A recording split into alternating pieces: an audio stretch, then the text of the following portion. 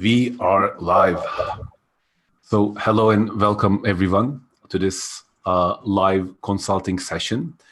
Today actually is a very interesting dialogue. You're going to love this. We are with Maria, who is the founder of wefindflats.com. It's a very interesting business, and anyone and everyone who's tried to find a flat in London can resonate with the value of that business. It's quite interesting, and her story is actually quite fascinating as well. Maybe she'll tell us more about it in the coming minutes. Our consultants today are Mark and John. So if you're avid followers of the live stream consulting sessions, you already know them. But if you don't, let me do a brief introduction. So John has actually joined quite a few of our consulting sessions. We find his insights to be very valuable. In this description of this video, he actually has a video bio profile. Don't watch it now, watch the stream, but once it's done, you can go back and check it out. He has actually a very interesting story, how a Nissan GTR changed his career trajectory. And Mark has been with us in the last session as well when we talked about property deals insight with Nitin, and he had incredible comments and insight into how actually different personas in the property business see products, and because this is a property business in a way or has commonalities with that, we thought his comments would be very valuable. So hence he said yes to our invite. Thank you very much for coming in, Mark, John, and Maria. Just a quick reminder before I take myself out of the conversation. So if you have any comments, feel free to, I'll be monitoring the chat area. Feel free to share them there. Other than that, Startups of London is actually a platform where we create lots of different content. For those people who don't know, we do these live stream consultant sessions, but we also do key stories of people, startup documentaries. Season 1 is coming to an end, by the way, soon, and also a mental fitness podcast for entrepreneurs if you would like to check that out. And that said, I'll leave it over to you guys and enjoy the session. We have about 40 minutes. At the very end, 2-3 minutes left. I'll jump in, maybe sum up some areas and finalize with the comments. Have a good session, Maria. Thank you very much. So Maria, when I've done these before, I guess the first question is just tell me a bit about your background, and really more importantly, is what is it that We Find Flats is seeking to do, and where are you right now in terms of challenges and the next steps? Okay. First of all, I would like to thank you for taking your time today, inviting me to the session. I think it's super cool and super valuable for every entrepreneur out there, because starting a business is not a nice walk in the park. I think it's more like a ride on a roller coaster, and kind of making this journey a little bit easier. I think everyone would appreciate it. So I'm super happy to have this opportunity today. So first things first, basically. So regarding my background, I'm from Germany, as you might can tell from my accent. Relocated roughly 5 years ago to London to start an internship, and I think I think a lot of people who already relocated to a different location, such as London or to the States or Paris, France, or in general, they know it's quite it can be quite an exhausting and difficult kind of experience, because same for me, I didn't know about anything about the housing market, about price ranges, about where to live in London, what's kind of the quality, what's like the standard, because it's actually much different to Germany, and how much am I supposed to pay for it, and even where am I starting to look for an accommodation. So I had this huge challenge of actually coming just for a 6-month internship, but actually conquering or mastering the foreign housing market was quite a challenge. And I didn't want to be this person who's kind of has lots of questions, being needy, and kind of asking my employer for too much help. So I tried to sort it out by myself, and actually ended up delaying or postponing my internship start date, because I couldn't find housing for myself. So I had to stay at hotels, at friends' couches, and before I actually found a place, which wasn't even great. And actually the interesting part was I started to work for a startup which was running a accommodation platform. But it was really early stage at this time also, so there was not too much help that could basically provide at the stage. But then, yeah, so I kind of have a background in this relocation industry, because this business I've joined as an intern, and I kind of changed roles like 5 times, developed more and more to a service that helps young professionals to basically find housing abroad. And they focused more and more on kind of giving general advice, but not actually helping too much on the accommodation side of things. So, but this was the kind of department I was leading in this business. And basically, when I've left the business 2 years ago, they stopped completely the accommodation support. So they're just providing, I mean, not just, but they're providing high-level information on where to find a GP, how to register with NHS, for this kind of information. So this is basically where I'm coming from. So I helped during this time, I think, together with my team, more than 5,000 employees coming from Google, Bloomberg, Vodafone, etc., to find housing, not only in London, but globally. So I think I understand quite well their needs, their problems, their pain points. And I was like, okay, because stopping this kind of service doesn't mean the problem has been solved or you can kind of hide it away. So I think there's still a huge issue out there that it's really time consuming and nerve wracking to find housing abroad if you don't know the market. So that's why I'm here again. I think I'm an entrepreneur in my heart anyway, and I always try to solve problems, and I can't stop until I find a solution. So I started We Find Flats at the beginning of this year with the purpose of exactly helping those young professionals, those students, or all those basically employees who don't have the support from their employer to find housing abroad. And then I started this business specifically in London. Yeah, that's kind of my journey, my background, where the idea. So who is the customer? Is it the person looking for an apartment, or is it the employer, the university, who's your customer?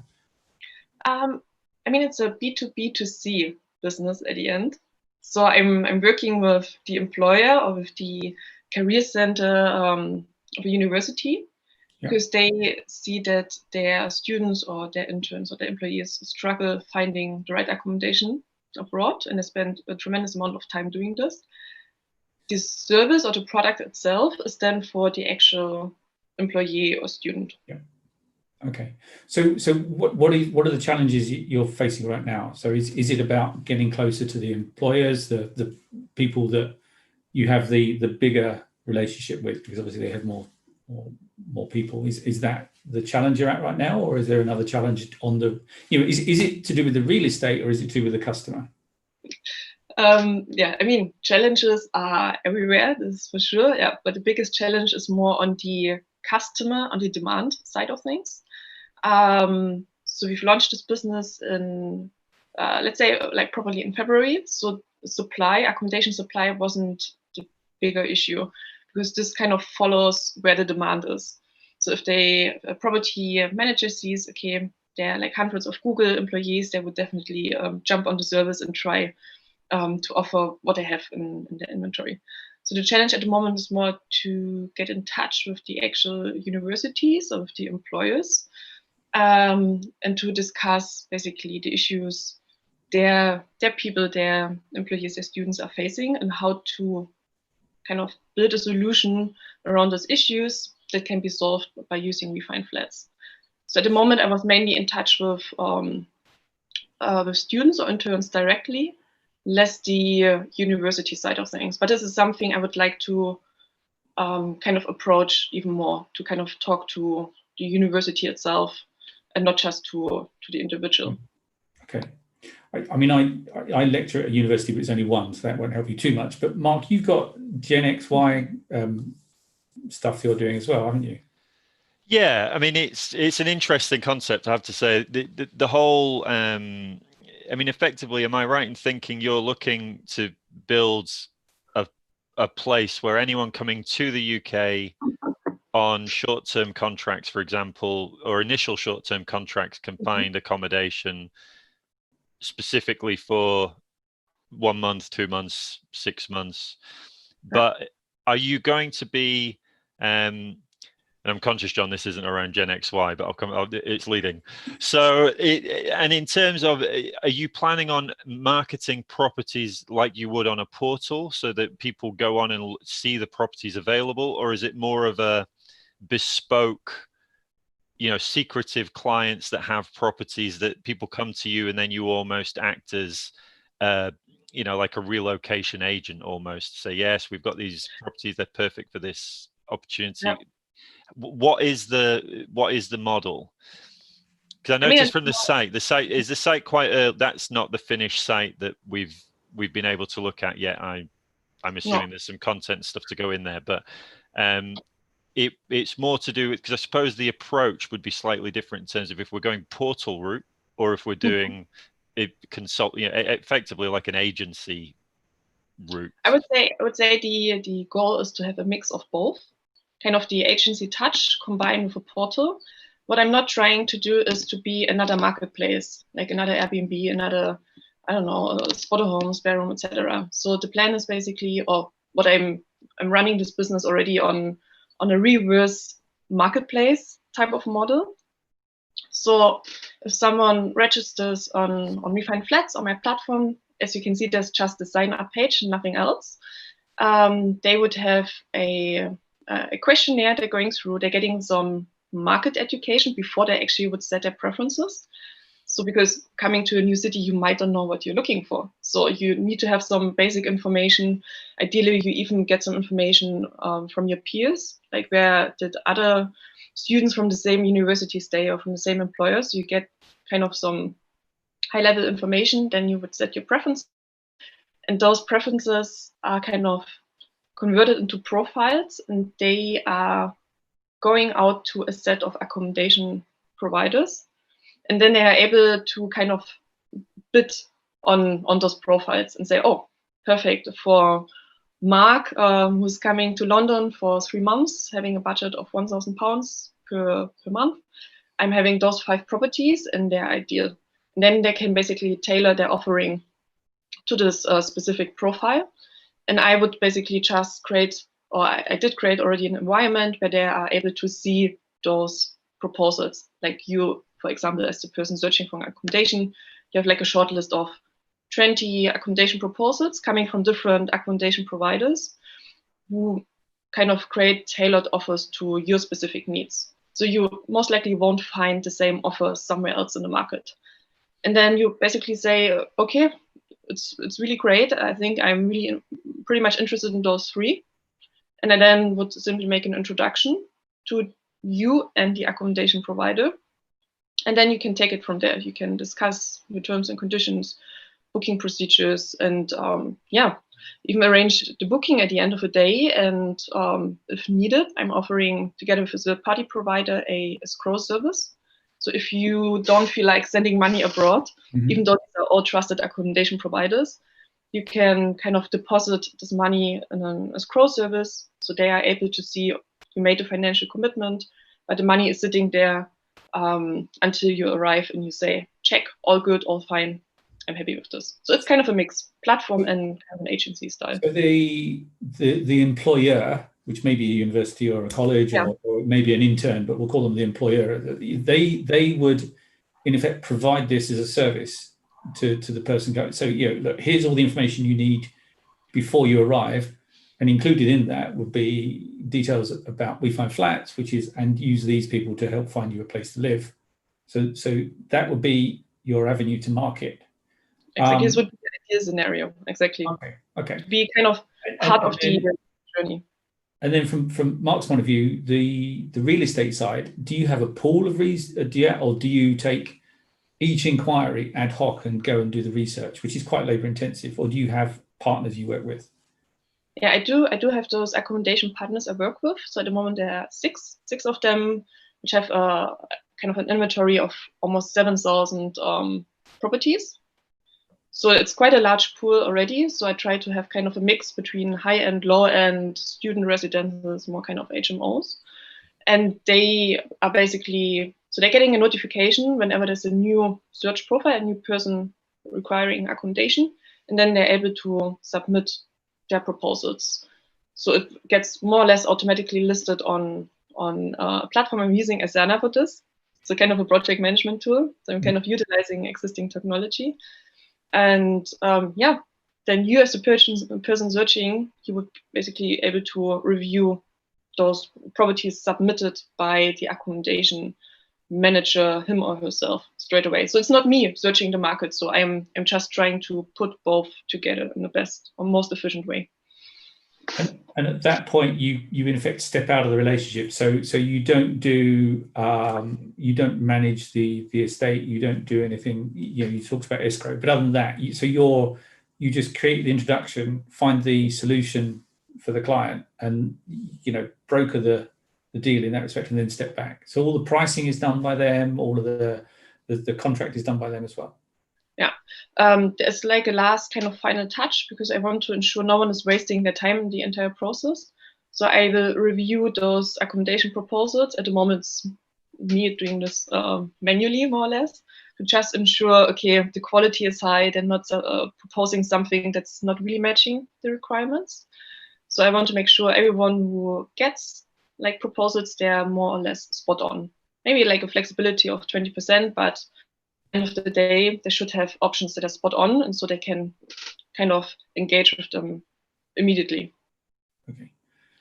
Just out of interest then, Maria, so at the moment, your real challenge is finding people to put into these 7,000 units that you've got with your clients effectively. We're looking for people relocating to the United Kingdom for whatever reason, and you need the volume to effectively become a service provider then that you can then go to the other people and go, right, well, business to business, we've got so many people coming in on a daily basis looking for accommodation.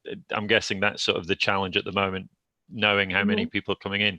Do you actually know, in terms of how much, what is that volume of people that are coming into the UK on a monthly, quarterly, annual basis that are your target audience? Do you know how many there are coming in? Yes. So, I mean, let's say pre-COVID. So they are in the UK. So there are no really official numbers on internships taking place. This is something I specialize on interns. But the number is 100,000 internships are taking place in the UK every year. Of those, I would say roughly 30 to 40% have basically paid internships, and they also relocate for their placement, because a good proportion is simply staying where they're at, or staying with their family, so they don't actually need housing. And then there's a huge proportion of language students coming to the UK. Obviously, UK is like the best place to kind of study the language. So 500,000 every year coming to the UK. So this is one of the target groups. And then also international students who stay also coming from abroad, don't know where to stay. They might stay only for a year for like an exchange program. So it's roughly 750,000. And there are also employees on assignment who coming for, so I'm looking only at those coming for 2 weeks plus, because this is where hotels are getting really expensive. And there's another 200,000 roughly coming every year to the UK. And then obviously there are other like kind of exceptions, like a new trend are digital nomads coming to different places in the world, working for a few months, leaving again, kind of exploring the area. I don't have any numbers on those, but it's kind of the rough idea of numbers.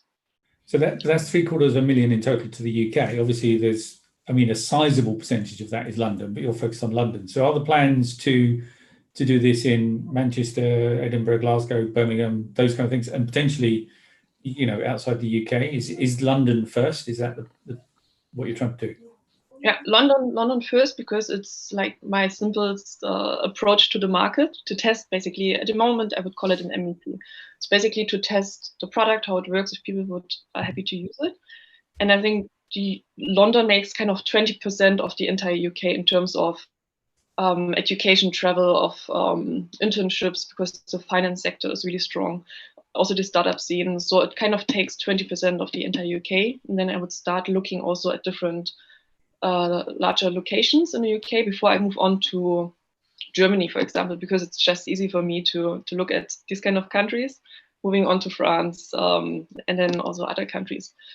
Because one of the challenges is also for universities, for example. So I'm already in talks with some universities. They see the issue and they see benefits and kind of giving their students this kind of service or kind of pointing them into this direction.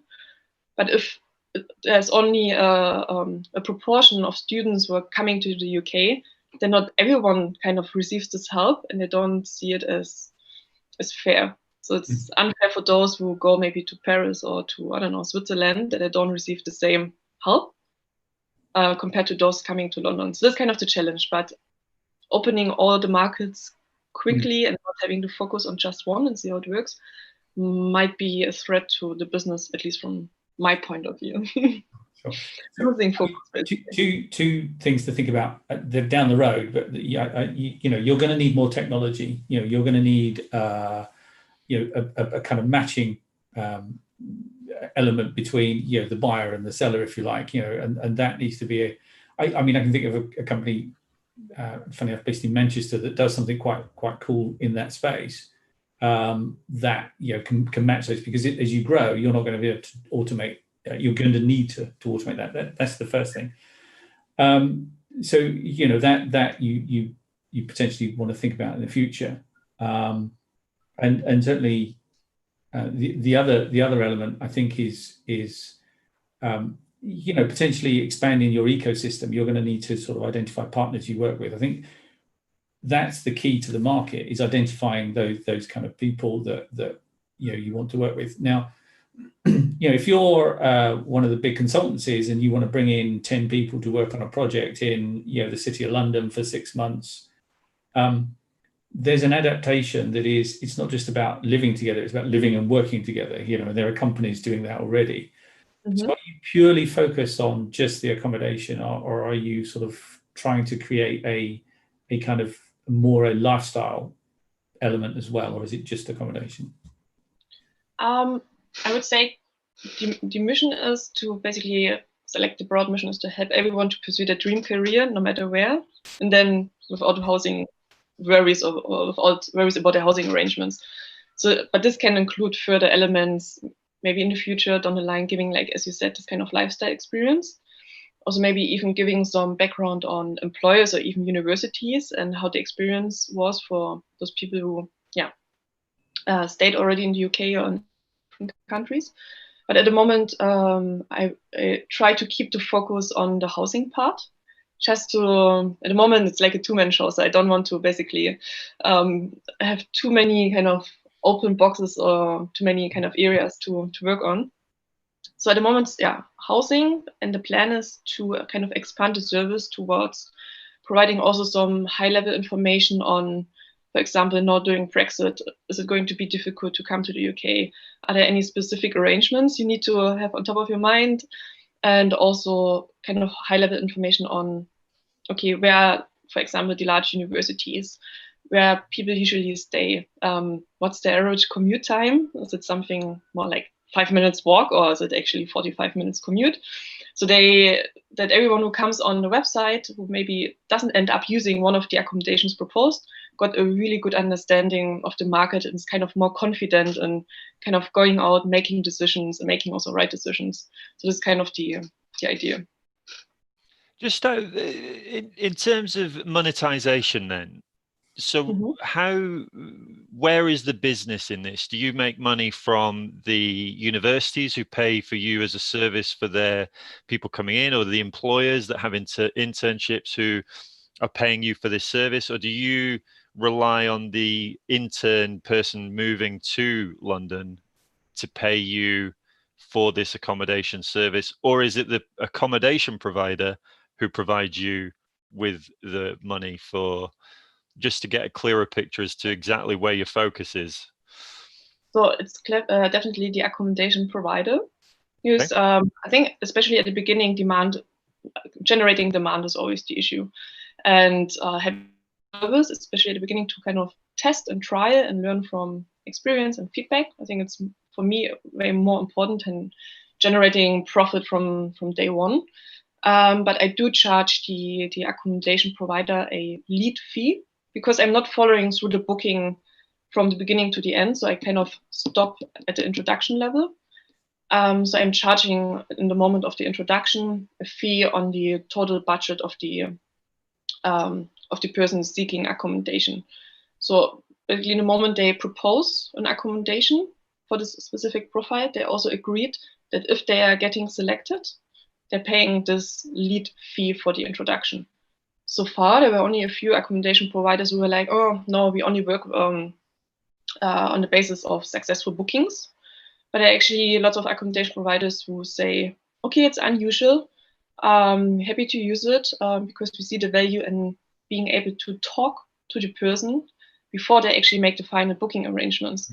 So they have the kind of this freedom of communication prior to any booking, and they can also use their own terms and conditions and use their own sales pitch and USPs and whatever is necessary to kind of convert this person to speak in the sales language into a successful booking.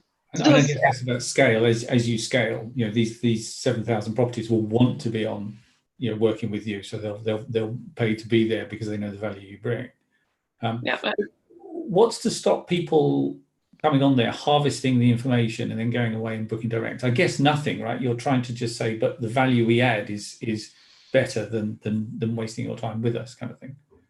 Exactly. So I mean, they can do harvest the information. I'm completely happy with this. If they have still a good experience, like a good outcome of using the service and spreading the word, recommending it.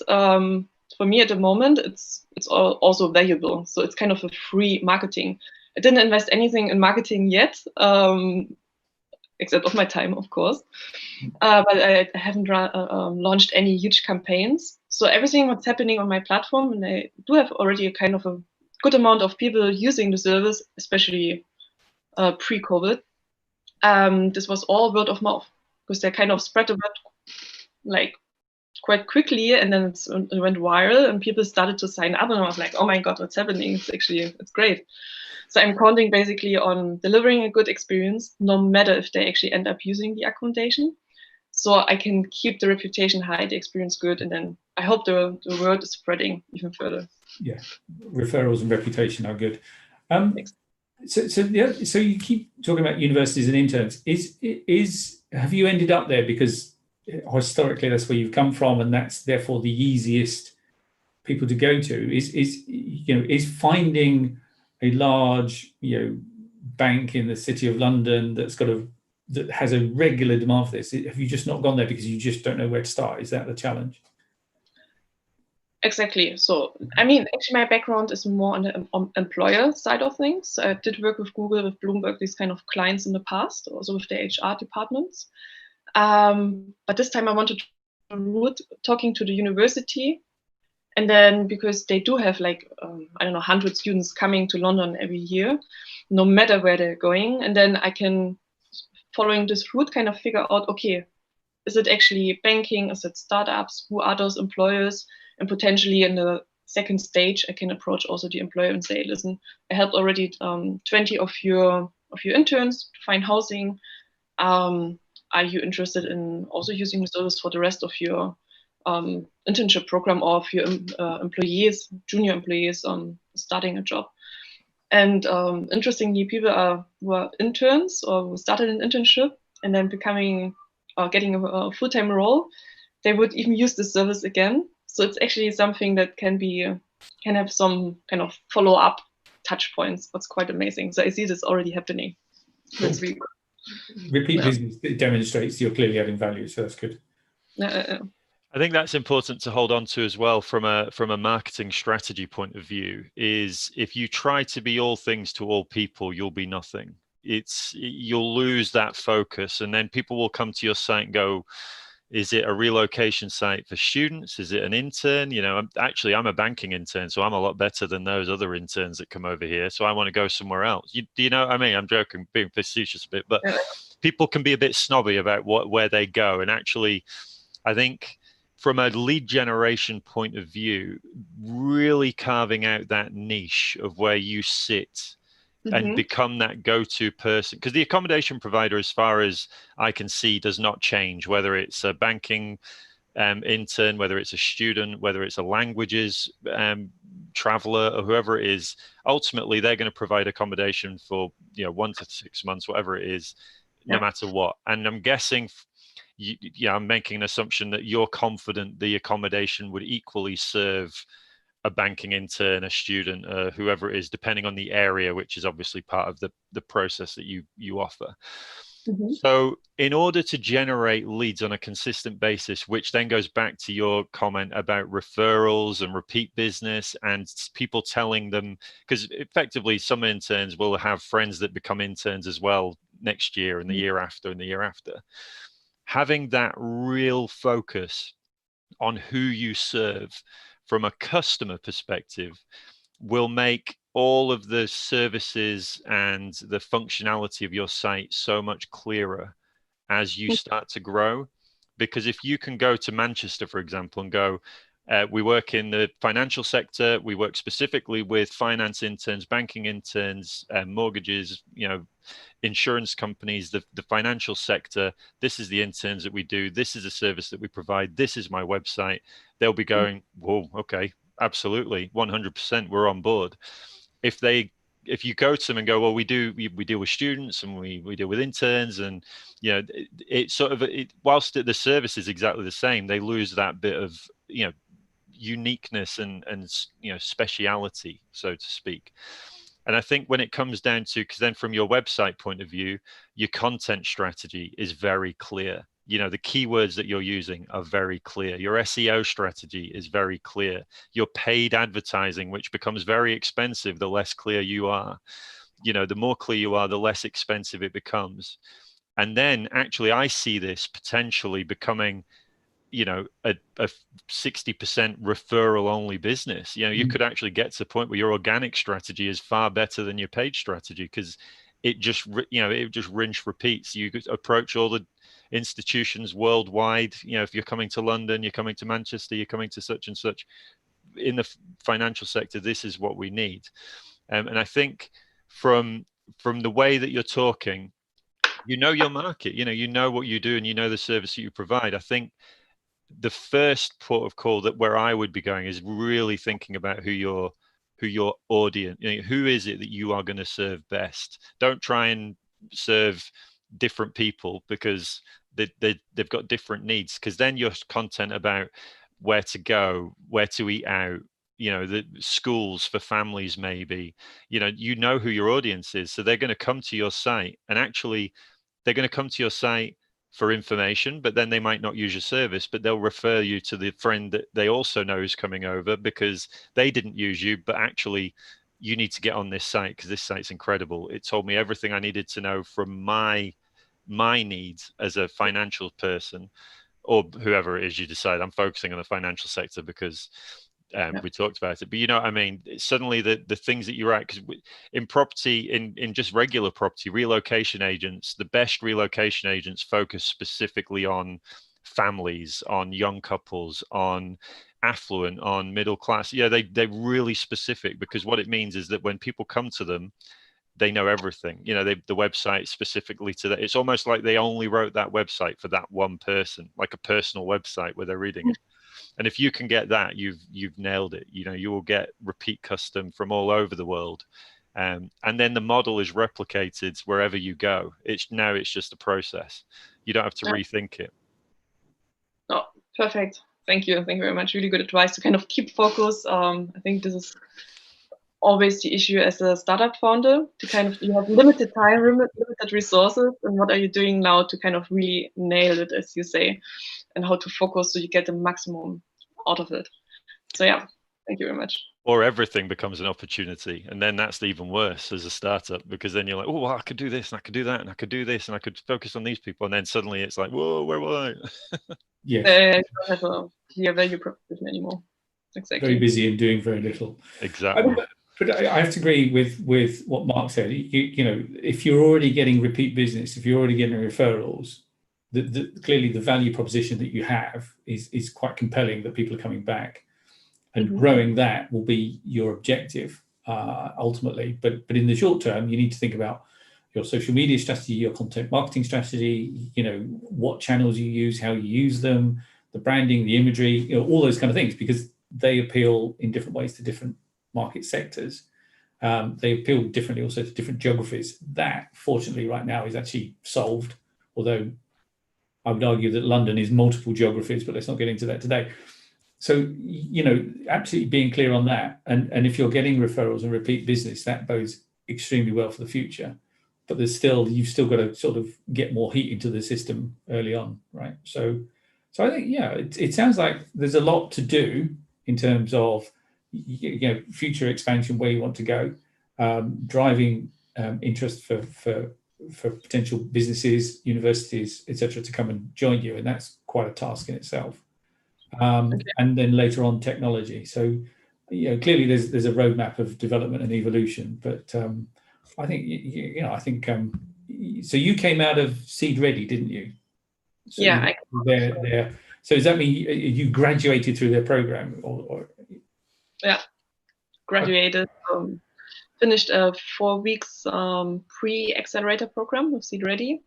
Part of their first cohort ever, because they launched it quite recently, and we have super helpful to kind of already spell out those value propositions, to get more clarity on different approaches, strategies, also for product and sales. So yeah, it was really cool. Definitely a really good experience, and I've got this opportunity today to join this conversation, get great advice from you both.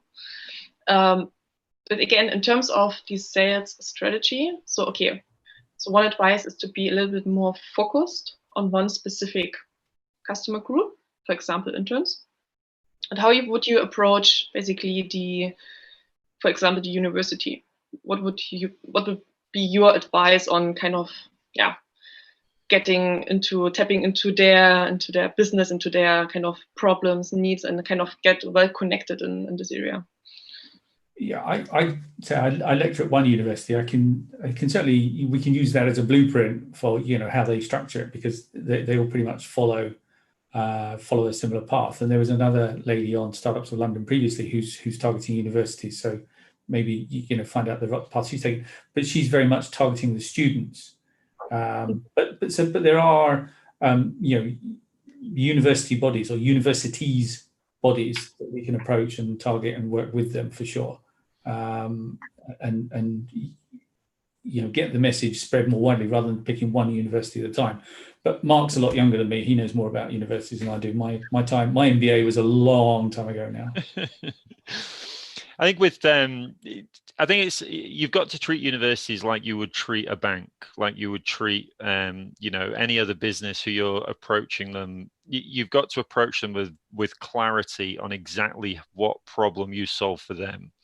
Mm-hmm. And you also then need to make it so getting in front of them, stage one, which is ultimately you need to solve a pain point. The pain point has to be solved in order for them to give you time and trust to fix that pain point. Then what you need to do is same that we find with any clients. You need to make life as easy as possible for them. You need to make everything as effortless as possible and present that in a very organized, systematic way so that they can see exactly how that process works. So that you're effectively saying, look, I know you've got this headache. I've got the solution. This is exactly what I do to solve the solution. Let me represent you for finding accommodation for your overseas students effectively. That is how I would approach universities, exactly the same as I would approach a bank. What's your pain point? Well, my pain point, is this. Well, we solve that pain point by doing this. This is exactly how we do it. Let us demonstrate exactly what we're capable of. And then one major thing is every time you have a success story, document it, get them on video, get them on, get testimonials, get the clients to do a quick video call like this, just giving a quick testimonial on how great the service was, how seamless it was, how much pain you solved for them. Because that on your next marketing campaign is the first thing you let them see. Is a quick testimonial of what I've already done. Okay, right. How can you do that for us? Now you go through pain point, solution, process. Yeah, really great advice of kind of getting into the shoes of the university, of the career center, working really hard, I guess, on the first 1, 2, or 3 universities to get them as a testimonial to approach and further universities, employers, etc. Okay, great. Yeah. Proof of concept's massive. It's same as any business, you know, that first sale always feels like the hardest one. You know, you always feel like that first contact, that first client. But then once you've got it, it's almost a bit like, yeah, this is easy now. This is easy. I've got it. You know, but it is that, you know, if you do those 3 things, then, you know, find the right person to speak to in the university. You know, it might be the student care person in charge of student care, and then get in front of them and then present your solution and win lots of people. Hopefully. No, sounds good. Do we have time for one more question on my end? You do, yes. Oh, Aussie's the boss. Yeah, thank you. Yes, I mentioned I have kind of 2 kind of challenges. Let's call it challenges. So the second one is around the product. So far, I've used all the existing technology that can help me to kind of get through the process as automated as possible, because otherwise, yeah, it create a huge manual workload.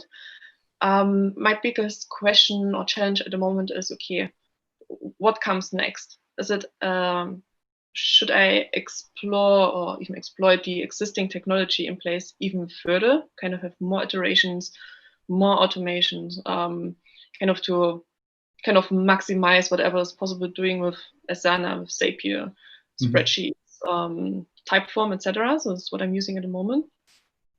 Or should I start looking at actually like a technology that has been built in-house or from scratch, and it's kind of providing like a platform, like a reverse marketplace, kind of a communication tool. I guess at some point the second version is necessary, but for me the biggest question is, when should I start kind of looking into the next kind of level of product and start investing time and also resources into this? So you're not a technology company. You use a lot of technology, but you're not a technology company. So don't develop your own in-house. The cost might seem small at the start. You will pay for it in the long term. So have a roadmap. You know, where are you going to be with your technology requirements at the end of this year? Where are you going to be with your technology requirements in 12 months' time? Understand what that looks like. And then just do a simple analysis of, you know, how much time and effort are you going to spend doing it the way you do it today, versus is there an alternative out there, and what is the time and effort payoff? So what's the advantage? We can get 20% improvement. What's the cost? And cost is time and physical cost, monetary cost of implementing that system. And you'll very quickly get to a point where it tells you at what point you change technology. In parallel with that, you need to decide what technology it is. So is it something that's going to carry you for the next 3 years, 5 years, or is it something good for the next 1 or 2 years? And that has a cost implication as well itself. So building a technology roadmap, understanding what that would look like, but also be cognizant of how those technologies fit together in the future. You're in a market where there is no single solution. There are a number of people do multiple elements of what you need, but nobody does all of it. So then who owns the APIs? How are you going to integrate that? You know, et cetera, et cetera. Because if you get 2 technology companies and something goes wrong, the first thing they both do is point to each other, and you're stuck in the middle, right? You know, so managing that is critical. Aussie's here, so we haven't got long to talk because he'll just, you know, shut us down very, very quickly. But it is, I'm glad you asked the question, because it is a very important question, but not one we have time for today. Maybe we'll have to come back, or maybe we'll pick the conversation up after this. But for sure, there's a lot you can do just to get your head around building a roadmap, and then deciding what that roadmap looks like and implementing it is another set of questions again. Okay. But yeah, thank you very much. Thank you all for the comments, and Maria for being so open and transparent about the business and your questions. I have taken some notes from what Mark and John and some of the things that you said. So I'd like to kind of give like a brief summary of these key thinking points for the people listening in, just like a quick note of where all the things are. But definitely feel free to pick up this conversation with Mark and John if you think they'll be helpful. So the things that I've taken note of: first, don't be all things to all people. Really focus on the niche, and these are not just suggestions for you, but for everyone else really building a business in the niche that you are, and in other niches as well. Really focus on the niche and where you add value the most. The second one is paid advertising becomes less expensive the clearer you are about the exact target audience. And I personally made this mistake of trying to promote too broadly with Startups of London, with other projects. And what happens is you spend hundreds of pounds with not much engagement. So it's really, really important to, especially nowadays, in the early days of Google search, Google ads, it wasn't like this, but like, especially as they get more competitive, I think this is a very important point. The third one is approach partnerships through their pain points and with a proof of concept solution. Because a lot of people approach different organizations, and as well as in my experience, people are reluctant to be the first one to help or be the first one to actually have other startups try things on them, because that they just want to see, let me see a proof that it has worked somewhere else first. So that's why getting the first client is really difficult. And the fourth idea, I think that resonates with that in a very strong way, is document your success stories with testimonials. Testimonials are crucial because they are the proofs of the concept that the concept is working. And if those testimonials use video, 10 times better, because people engage more with video, they see face-to-face. It creates a sense of trust, legitimacy, credibility. So using video is, I think, key there. And on your last question, what I've taken note is ask, why is that specific tech necessary, and when is that necessary before investing more heavily in tech? Because we are enamored with the idea of tech businesses. We like many startup founders love to invest in tech and positions themselves as a tech business. In a way, we are all tech businesses, yes, but I think it's more about user experience, and I think everybody would agree with this.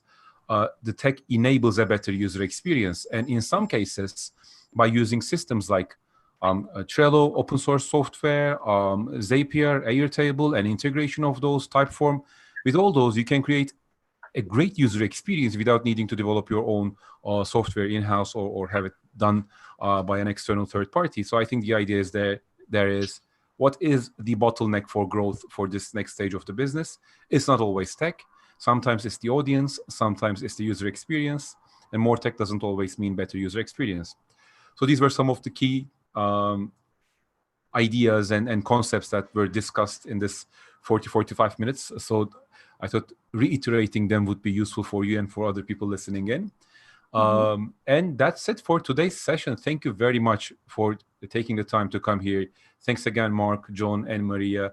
I think this was a wonderful chat, very useful for everybody. If you would like to have some final closing remarks, feel free to add them in. And with that, I'll stop the recording. All right. First of all, I would like to thank you, all of you, for taking the time consulting me live today. Also my first experience of a live consulting session.